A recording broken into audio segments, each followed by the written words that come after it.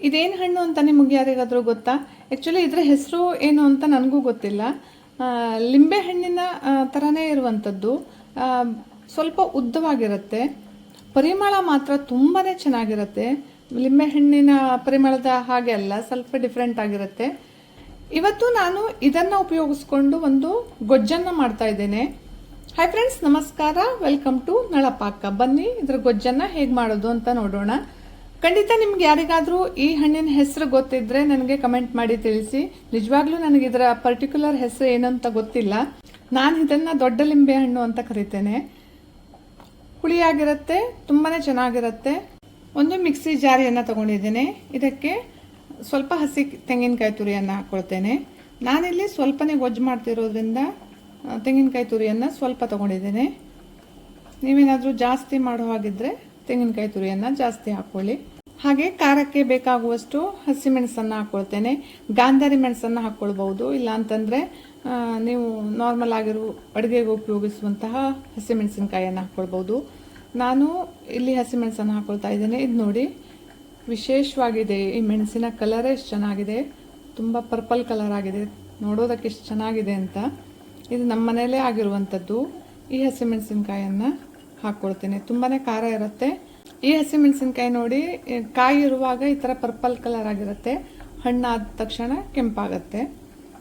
ತುಂಬಾ ಖಾರ ಸಹ ಇರುತ್ತೆ. ಒಂದು 4ರಿಂದ 5 ಹಾಕ್ಕೊಳ್ತೇನೆ. ಹಾಗೆ ಒಂದು 1/4 ಟೀ ಸ್ಪೂನ್ನಷ್ಟು ಅರಿಶಿಣವನ್ನು ಹಾಕ್ಕೊಳ್ತೇನೆ.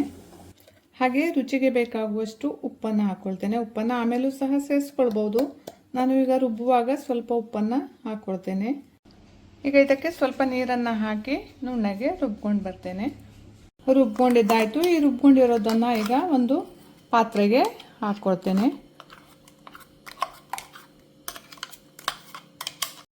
ಈಗ ಈ ಹಣ್ಣನ್ನು ಕಟ್ ಮಾಡಿಕೊಂಡು ಇದರ ರಸವನ್ನು ಮಾತ್ರ ಇದಕ್ಕೆ ಹಾಕ್ಕೊಳ್ಬೇಕು. ಈ ರುಬ್ಬಿಟ್ಕೊಂಡಿರುವಂತಹ ಮಿಶ್ರಣಕ್ಕೆ ಈ ರಸವನ್ನು ಹಾಕ್ಕೊಳ್ಬೇಕು. ಏನು ಚೆನ್ನಾಗಿ ಪರಿಮಳ ಬರ್ತಾ ಇದೆ ಅಂತಂದರೆ, ತುಂಬ ಹುಳಿ ಇರುತ್ತೆ. ನೀವು ಹಾಕಿರೋ ಖಾರವನ್ನು ನೋಡಿಕೊಂಡು ಅದಕ್ಕೆ ಸರಿಯಾಗುವಷ್ಟು ಇದರ ರಸವನ್ನು ಹಾಕ್ಕೊಳ್ಬೇಕು.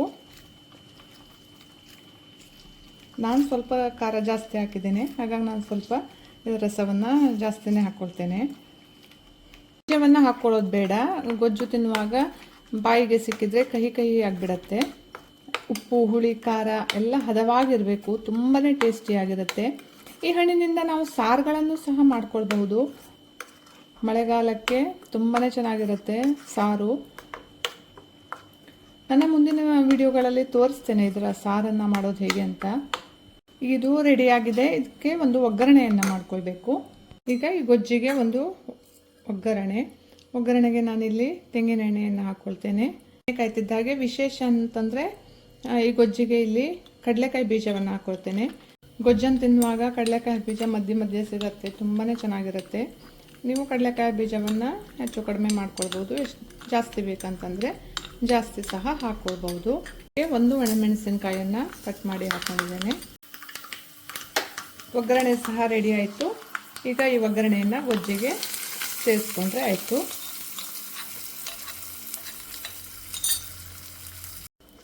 ನಿಂಬೆಹಣ್ಣಿನಿಂದನೂ ಈ ಥರ ಗೊಜ್ಜನ್ನು ಮಾಡ್ಕೊಳ್ಬಹುದು. ಮಾಡೋದಕ್ಕೆ ನೋಡೋದಕ್ಕೆ ತುಂಬ ಸಿಂಪಲ್ ಆಗಿದ್ದರೂ ರುಚಿ ಮಾತ್ರ ಅಲ್ಟಿಮೇಟ್ ಆಗಿರುತ್ತೆ. ನಿಮಗೇನಾದರೂ ಈ ಥರ ಲಿಂಬೆಹಣ್ಣು ಸಿಕ್ಕಿದರೆ ಅಥವಾ ನಾರ್ಮಲಿ ನಾವು ಡೈಲಿ ಯೂಸ್ ಮಾಡುವಂತಹ ಲಿಂಬೆಹಣ್ಣಲ್ಲೂ ಸಹ ಇದನ್ನು ಮಾಡಿಕೊಂಡು ನೋಡಿ. ತುಂಬಾ ಟೇಸ್ಟಿಯಾಗಿರುತ್ತೆ. ಇವತ್ತಿನ ನನ್ನ ಈ ವಿಡಿಯೋ ಇಷ್ಟ ಆದರೆ ಲೈಕ್ ಮಾಡಿ, ಶೇರ್ ಮಾಡಿ, ಕಮೆಂಟ್ ಮಾಡಿ ಹಾಗೂ ಸಬ್ಸ್ಕ್ರೈಬ್ ಮಾಡಿ. ಹೀಗೆ ಇನ್ನಷ್ಟು ಒಳ್ಳೊಳ್ಳೆ ವಿಡಿಯೋದೊಂದಿಗೆ ಮತ್ತೆ ಬರ್ತೇನೆ. ಅಲ್ಲಿ ತನಕ ಬಾಯ್ ಬಾಯ್.